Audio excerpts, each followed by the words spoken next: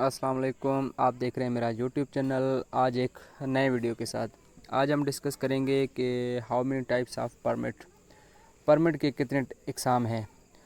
ये इंटरव्यूज़ में भी एक जनरल क्वेश्चन पूछा जाता है कि सबसे पहले सवाल यही होता है कि कभी कभार पूछता है व्हाट इज़ परमिट, और नेक्स्ट सवाल होता है how many types of permit.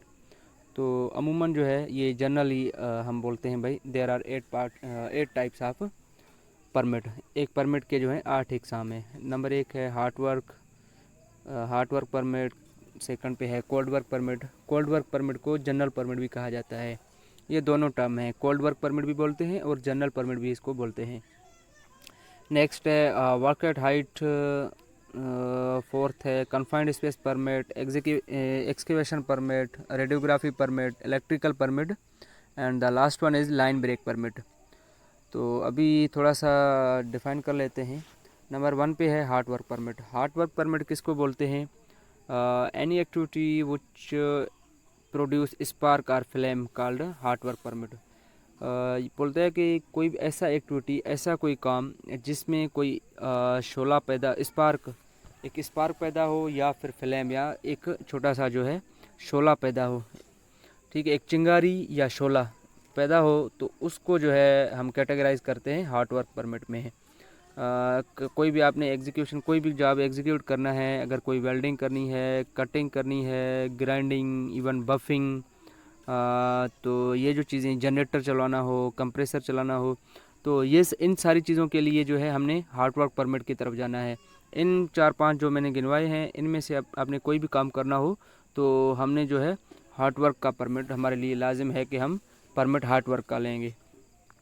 Second one is a cold work permit और जनरल परमिट। ये एक ऐसा परमिट है जो आपने कोई भी काम करना है इंडस्ट्री में, तो आपने जो है जनरल परमिट लेना होगा, ठीक है। मतलब इसकी अगर डेफिनेशन की बात की जाए कि तो उसमें ये है कि कोई ऐसा काम जिसमें कोई स्पार्क या फ्लेम इन्वॉल्व ना हो। कोई भी हम काम करें उसमें ना तो हमारा स्पार्क प्रोड्यूस हो और ना ही हमारा फ्लेम, ठीक है। तो उसको जो है हम जनरल परमिट में या फिर कोल्ड वर्क परमिट में कैटेगराइज करते हैं। जिस तरह आपने बोल्टिंग करना हो या डी बोल्टिंग, यानी कि आपने बोल्ट लगाने हैं या निकालने हैं या हाउसकीपिंग करनी है, तो उस सिचुएशन में हमें क्या करना होगा, हमने जो है कोल्ड वर्क परमिट की तरफ जाना होता है। थर्ड वन है work at height. Work at height हम किसको बोलते हैं? जब आपने ऊंचाई पे काम करना हो। ऊंचाई कहाँ से शुरू है भाई? ऊंचाई एक स्टैंडर्ड है उषा की तरफ से। अगर आप कोई भी काम कर रहे हो 6 फीट पे, 6 फीट के अगर नीचे काम कर रहे हो, तो हमारा जो है परमिट होगा वो होगा जनरल परमिट। अगर आप 6 फीट तक या 6 फीट से ऊपर आपने काम करना हो तो उसके लिए आपने परमिट लेना होगा, उसको बोलेंगे हम वर्क एट हाइट का परमिट, ठीक है। तो वर्क एट हाइट के लिए हमारा, अगर हाँ, इसमें भी एक कंडीशन है, अगर आप कोई ऊंचाई पे काम कर रहे हो, भले वो 10 फीट पे है, 15 फुट पे है, अगर वो परमानेंट कोई प्लेटफार्म है, तो फिर आपको कोई भी अपना वर्क एट हाइट की परमिट की ज़रूरत नहीं पड़ेगी। आप अकॉर्डिंग टू जॉब, अगर आपने कोई बोल्टिंग डी बोल्टिंग करनी है तो जनरल लोगे, या फिर कोई हार्ड वर्क एक्टिविटी करोगे तो हार्ड वर्क लोगे, तो यहाँ पे फिर जो है हमें वर्क एट हाइट की ज़रूरत नहीं पड़ेगी। क्यों? क्योंकि वो एक परमानेंट प्लेटफार्म है, ठीक है। अगर आप किसी इसके फोल्डिंग पे काम कर रहे हो और उसकी हाइट जो है वो 6 फीट से ज़्यादा हो रहा है, तो इस सिचुएशन में हमारे लिए लाजिम हो जाता है कि हम वर्क एट हाइट की तरफ जाएंगे। ओके, मीन्स कि हमने जो परमिट लेना होगा वो वर्क एट हाइट का। तो जब वर्क एट हाइट पे आप काम कर रहे हो तो 3-4 चीज़ें आपके लिए लाजिम हो जाती हैं।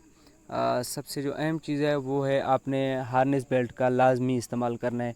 हार्नेस बेल्ट आप लगा के उसको 100% टाई ऑफ कर देना है। 100% का मतलब है उसके जो बेल्ट के जो दोनों हुक हैं वो आपके लिए लाजिम है कि भाई आपने वो दोनों जो है लगा देने हैं। इसी तरह हाइट पे आप काम करने के लिए जा रहे हो, किसी मोंकी सीढ़ी का यूज़ कर रहे हो, तो ये भी एक टर्म है। कभी कभार इंटरव्यूअर पूछा जाता है कि आप मोंकी सीढ़ी को कैसे इस्तेमाल करते हो। तो मोंकी सीढ़ी में को इस्तेमाल करने के लिए हमारे लिए लाजिम है कि हम बॉडी का 3 पॉइंट टच करते हैं। 3 पॉइंट टच का मतलब ये है कि आपका एक हाथ दोनों पाँव या फिर दोनों पाँव एक हाथ, ठीक है, तो ये जो चीज़ें हैं थोड़ी बेसिक चीज़ें हैं, ये वर्क एट हाइट में कंसिडर होती हैं। नेक्स्ट है confined space permit. Confined space permit मतलब एक ऐसी तंग जगह जो ह्यूमन ऑक्यूपेंसी के लिए ना बनाया गया हो, तो उसको हम कन्फाइंड स्पेस कहते हैं। इसकी जो मिसाल है, आप अगर कोई किसी इक्विपमेंट पे काम कर रहे हैं, मिसाल के तौर पे टैंक पे काम कर रहे हैं, तो टैंक का जो मेन वे है, आप वो ओपन करके आपने अंदर जाना होगा। तो इस सिचुएशन में हमारा जो काम होगा वो होगा कन्फाइंड स्पेस परमिट का। तो इसको कन्फाइंड स्पेस परमिट भी बोलते हैं या फिर एंट्री परमिट भी बोलते हैं। आपने जब भी टैंक के अंदर काम करना हो तो करोगे क्या, आप क्लाइंट की तरफ जाओगे, भाई हमने हमें जो है टैंक के अंदर काम करना है। एक चीज़ आप लाजमी मेरा याद रख लीजिए कि कभी भी आप एंट्री के परमिट पे काम नहीं कर सकते। ठीक है, आपने टैंक की कोई काम अंदर करना है, वहाँ कोई इसके फोल्डिंग करना है या कुछ और भी करना है, हाउसकीपिंग करना है, तो इस सिचुएशन में आपको 2 परमिट लेने पड़ेंगे। नंबर 1 पे आप लोगे कन्फाइंड स्पेस का परमिट, और दूसरे नंबर पे आप लोगे जो है जो काम आप करना चाहते हो, आपने इसके फोल्डिंग बनाना है तो आप इसके फोल्डिंग का परमिट लोगे। ठीक है, तो या फिर और कुछ हाउसकीपिंग करना है तो आपने हाउसकीपिंग का परमिट लोगे, वो एक कोल्ड वर्क परमिट या जनरल परमिट में आ जाएगा।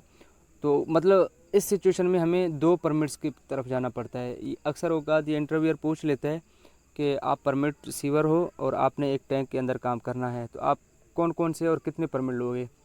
तो उसका जो सही जवाब है वो यही है कि भाई एक तो हमने एंट्री का परमिट लेना होगा, तो वो ओनली फॉर एंट्री पर्पसेस इस्तेमाल होगा, और सेकंड वन हम कौन सा जॉब एग्जीक्यूट करना चाहते हैं हम उस परमिट की तरफ जाएंगे, वो परमिट हमें लेना पड़ेगा। ओके, और कन्फाइंड स्पेस के लिए एक चीज़ लाजिम है कि भाई वो आप जैसे ही अंदर एंट्री करेंगे तो एक एसबीएम का होना ज़रूरी है। एसबीएम मतलब एक स्टैंड बाय मैन। तो उसकी ये रिस्पॉन्सिबिलिटी है, जो भी अंदर एंट्रेंट होंगे, जो भी बंदे अंदर काम कर रहे हों, तो उनका एक रिकॉर्ड बनाएगा और प्रॉपरली जो है वो वक्फे से गैस टेस्ट करता रहेगा। अगर वो डिपेंड कर रहा होता है सिचुएशन पे, अगर वो कोई हेज़र्डियस मटेरियल उसमें नहीं है तो जो है अपना उस टाइम फिर हमें जो है वक्फन ब वक्फन गैस टेस्ट करना होगा। अगर अंदर कोई ख़तरे ज़्यादा मौजूद हैं तो उसके लिए कंटिन्यूसली गैस टेस्ट का करना लाजिम है। तो वो रिस्पॉन्सिबिलिटी है एक एसबीएम का, यानी कि स्टैंड बाय मैन का। नेक्स्ट है उसको दोनों टाइटल हैं, एसबीएम भी बोलते हैं कोई बंदा, लेकिन ज़्यादा जो उसके लिए टर्म इस्तेमाल होता है उसको होल वॉच बोला जाता है। ठीक है, तो होल वॉच की ये रिस्पॉन्सिबिलिटी है, तो वो जितने भी बंदे अंदर जाएं काम करने के लिए उनका एक रिकॉर्ड रखे। नेक्स्ट है हाँ, ये कन्फाइंड स्पेस में और एक चीज़ और भी होती है कि जब आप एग्जीक्यूशन कर रहे हो, यानी कि खुदाई का काम कर रहे हो, तो वो भी अगर 4 फुट से गहरा हो रहा तो वो भी कन्फाइंड स्पेस में आ जाता है। तो अगर 4 फीट से कम कम 4 फीट मतलब गहरा नहीं है, तो फिर वो हमारा जनरल परमिट होगा। जैसे ही आप 4 फीट पे पहुंचोगे तो that will also be considered into the confined space. Okay, तो देन थिंग्स फिर वहाँ पे आपको एक एसबीएम यानी कि एक होल वॉच की ज़रूरत पड़ सकती है, और दूसरा जो है गैस टेस्ट की भी ज़रूरत पड़ जाएगी। Okay, then next is excavation permit. Excavation permit क्या होता है, ये खुदाई का करना, जहाँ पे आपने कोई खुदाई का काम करना हो, डिगिंग का काम करना हो, तो उसके लिए आपको जो परमिट चाहिए होता है उसको एक्सकेवेशन परमिट कहा जाता है। तो एक्सकेवेशन परमिट में सबसे जो मेन चीज़ है एक परमिट रिसीवर के लिए कि वो इस चीज़ को इंश्योर करे कि जैसे परमिट ले तो इस चीज़ को उसके लिए लाजिम है कि इंश्योर करे कि कोई अंडरग्राउंड यूटिलिटीज़ तो नहीं है। अंडरग्राउंड यूटिलिटीज़ का मतलब अंदर कोई इलेक्ट्रिकल केबल तो नहीं जा रही, कोई छोटी मोटी पाइपलाइन तो नहीं जा रहा। तो ये चीज़ें जो है उसकी परमिट रिसीवर के रिस्पॉन्सिबिलिटी में आती हैं, इन चीज़ों को इंश्योर करके तभी वो एक्सकेवेशन परमिट की तरफ जाए। नेक्स्ट है रेडियोग्राफी परमिट। रेडियोग्राफी परमिट की तब हमें ज़रूरत पड़ती है जब हम कोई टेस्टिंग कर रहे हों। तो ये एक परमिट सा होता है, हमने उसका परमिट अप्लाई करना होगा। एक जो एनडीटी टेक्नीशियंस आएंगे वो अपना जॉब एग्जीक्यूट करेंगे। वहाँ पे परमिट रिसीवर का साइट पे होना लाजिम नहीं होता, क्योंकि वहाँ ओनली टेक्नीशियन ही अंदर जाते हैं। वो अपना जो है काम खुद एग्जीक्यूट करके बाहर जो है बता देते हैं कि भाई ये एक एरिया जो है, इस एरिया में आपने एंटर नहीं होना, क्योंकि यहाँ जो है रेडियोग्राफी इज़ इन प्रोग्रेस। वहाँ पे आपने जो है तो यहाँ पे जो है परमिट रिसीवर का यही रोल होता है। वो परमिट लेके टेक्नीशियंस को देगा।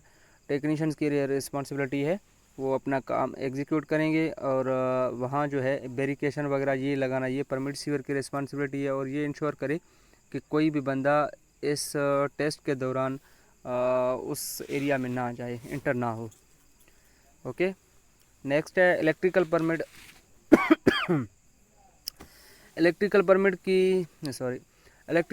की ज़रूरत हमें तब पड़ रही होती है जब हम कोई भी लाइव इलेक्ट्रिकल के साथ कोई काम कर रहे हैं। हमें अगर कोई इंस्ट्रूमेंटेशन करना हो, या फिर इस तरह की कोई वाल वगैरह की कोई चेकिंग करनी हो, उसकी वाल की इंस्ट्रूमेंटेशन की, तो उस टाइम हमें ज़रूरत पड़ जाती है एक इलेक्ट्रिकल परमिट की।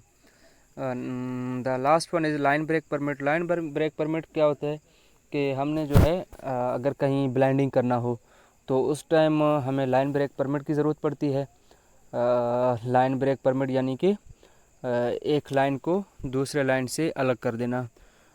एक चीज़ आप नोटिस करें कि लाइन ब्रेक परमिट, हाँ, एक चीज़ लाजिम है कि लाइन ब्रेक परमिट और हार्ट वर्क परमिट, ये दोनों आप दोनों एक साथ कभी नहीं ले सकते।